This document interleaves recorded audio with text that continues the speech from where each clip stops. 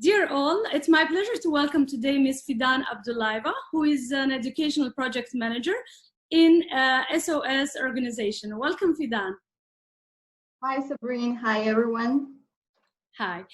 Ms. Fidan, I would like to start with an organization itself because I had a great experience with one of SOS projects in Azerbaijan, and I believe that it would be interesting for the others as well to know more about this organization. So if you could, first of all, define what is SOS and what you are dealing with and what is this organization is for. Okay, I can talk a lot about SOS Children's Villages, but to be more precise, SOS acronym stands for Societas Sociales, that is translated as Social Service Society. But in 1949, it was refined by the founder of organization, Mr. Hermann Gmeiner, as SOS Children's Villages.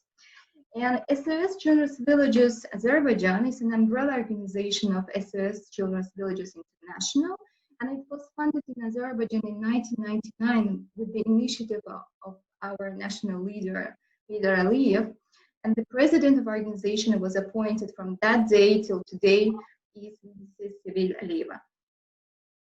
So SOS Children's Villages Azerbaijan is a child development organization, and the model is very unique that you will never find in any other organization because children here live for a very long period of time. They are surrounded with family-like care. They have their SOS mothers who takes care of the children, who support them, educate and raise these children. And the main idea from the beginning was to unite vulnerable children who are deprived of parental care and women who have no family, and unite these two vulnerable groups because these women can support children and can actually live the real motherhood with these children. So the main idea is like this. Ms. Fidan, first of all, you are doing a great job as an organization, especially by taking care of these children. However, you know that currently we, all over the world, we have the same problem, which is a pandemic situation, as you know, COVID-19. So since you are dealing with the children, and I believe that you have a lot of stuff, were you prepared for this? Or what are the changes that are going on due to this pandemic situation? Indeed, I'm not sure that anyone was prepared for this situation because the pandemic came literally in one day.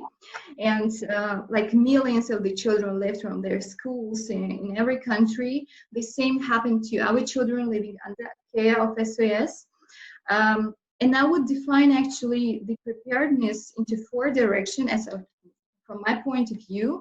It was the preparedness of teachers to hold online classes for these children, the access of the children to online learning, the materials that are used to actually during online classes, and the technological awareness of children and teachers.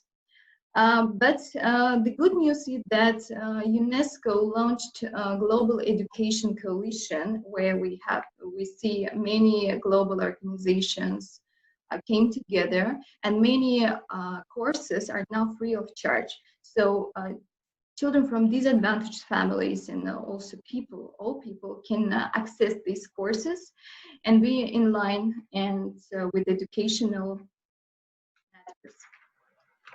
This is the good news. Yeah. Regarding, you know, I know that you have a lot of projects. I received one of the book, the stories of those children, which is amazing, and it's in my office actually. I would like to know, during this situation, did you launch any new projects? If there is anything that you have done, or you stopped all the work? No. All the projects switched to online.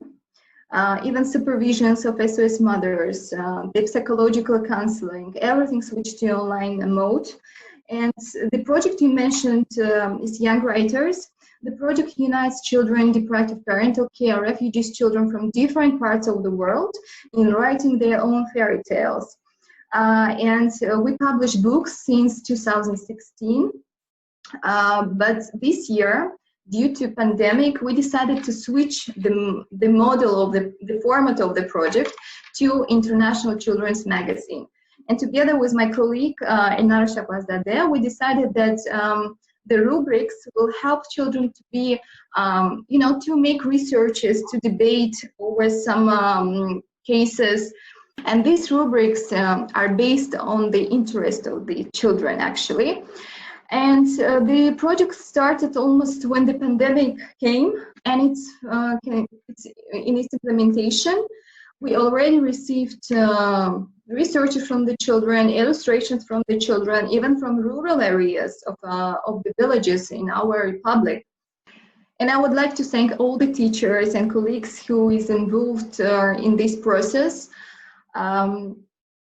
And the project will be continued till the mid of the next year. So if someone knows such children or organizations working with children deprived of parental care, please contact me so I can involve all these children into the project as well.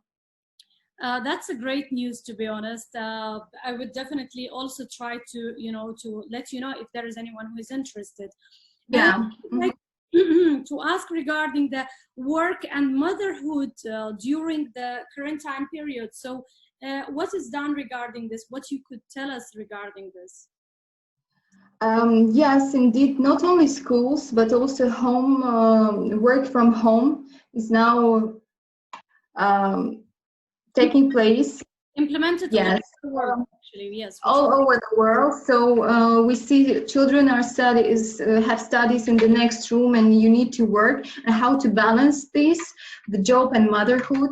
From my point of view, if I will give some suggestions or recommendations, I would suggest you have routine. Every day to wake up at the same time, to go for a bed at the same time, to have healthy food, to take care about your own well-being, because well-being of the child depends on the well-being of the mother and father.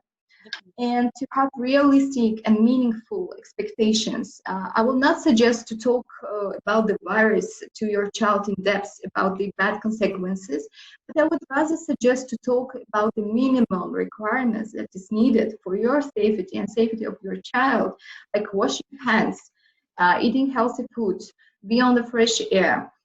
And you need to help your child to be connected with the peers as well through some social media, but to supervise your child, not to let your child alone with social media without no limitations on screen time. It's very important to have a screen time during these times as well. And Ms. Fidan, what you're actually you meant right now, even in those social media as YouTube and different areas, there is a parent mode. So this could be implemented and used by the parents. Yes, definitely to use this mode as well, and to be patient. I'm sure that this pandemic will pass, but you need to be patient, really patient. Which is true. Fidan, any new projects that are upcoming soon? Yes, as I mentioned, Young Writers Project that is being already implementing, education project with support of Barrington Education Initiative, thanks to them. Young Writers is also supported with their support, with the support of this foundation. In new projects, we always have some ideas, but we need time to implement step by step every project. I was planning to visit SOS this year in summer, but unfortunately, it's not possible. Yeah, for sure. But hopefully in future, all will pass and there will be a good situation for all the countries, and we will definitely be able to meet again. Definitely.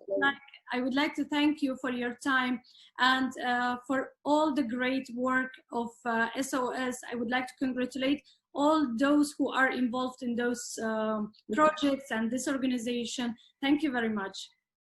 Thank you, Dr. Sambrin. Thank you so much for having me. It was a great pleasure. Thank you so much. Thank you.